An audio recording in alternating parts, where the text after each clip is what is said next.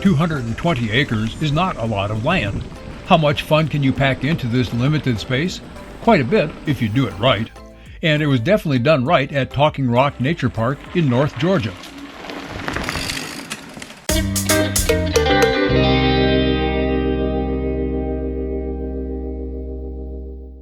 In a day when it seems everyone wants to build bike parks with massive drops and jumps suitable only for a narrow class of riders, it's refreshing to find trails built for beginner and intermediate riders, trails that have lots of fun, but also challenges appropriate to a large segment of the rider population.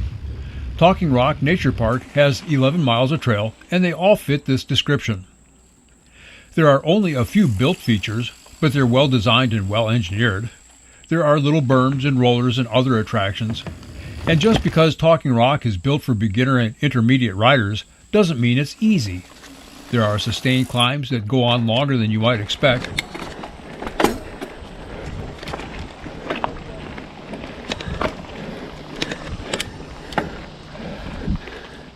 There are tough little uphills. I got stopped dead trying to climb this switchback. Partly it was the pitch. Partly it was my age.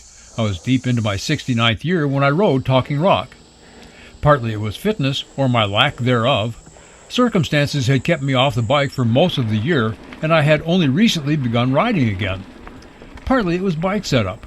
I have my Santa Cruz Hightower LTC biased slightly against climbing and much in favor of descending. I love fast descents. And on that note, much as Talking Rock has climbs that are unexpectedly long, it also has descents that are unexpectedly long.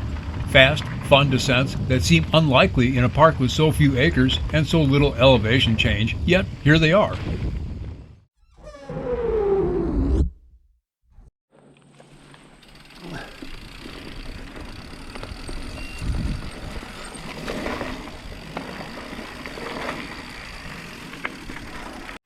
Talking Rock is one of more than 40 properties in 3 states managed by the Southeastern Trust for Parks and Land.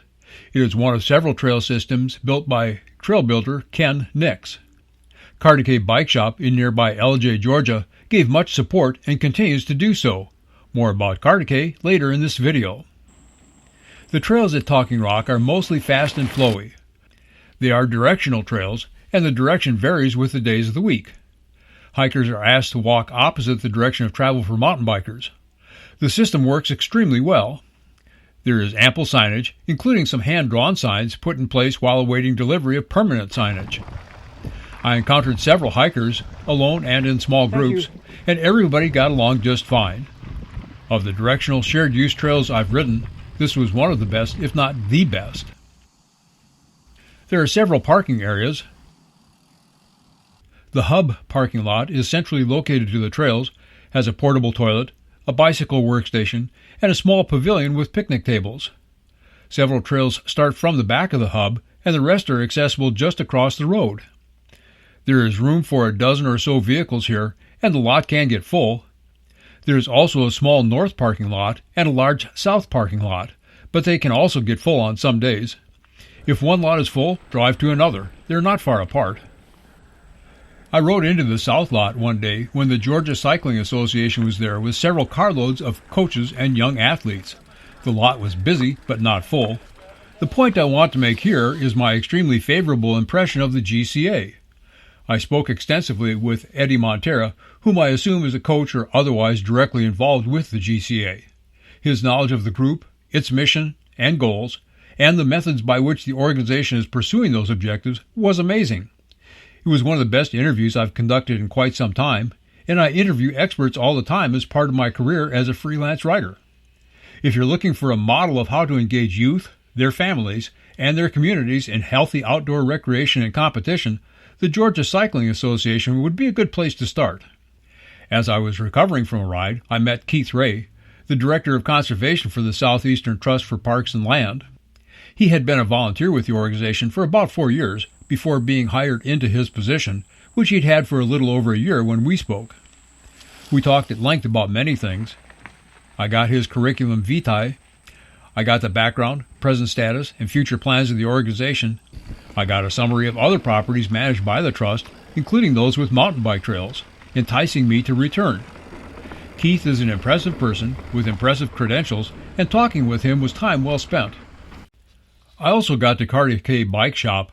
It was my first time since the present owners acquired it from Mike Palmieri, so it's been several years.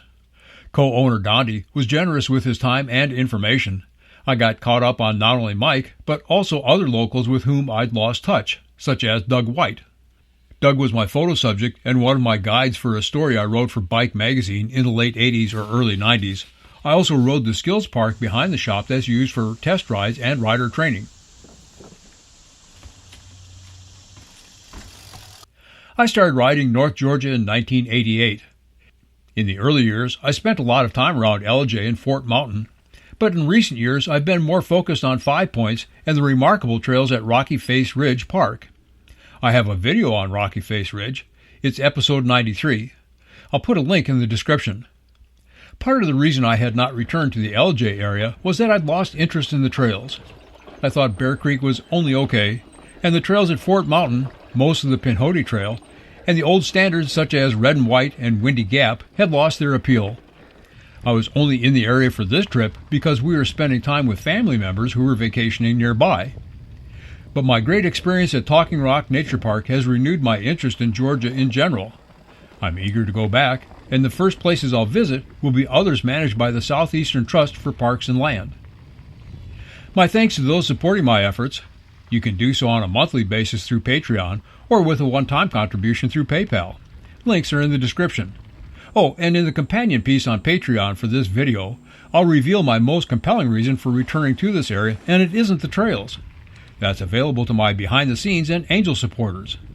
I'm Rich Reese, and I'll see you out there.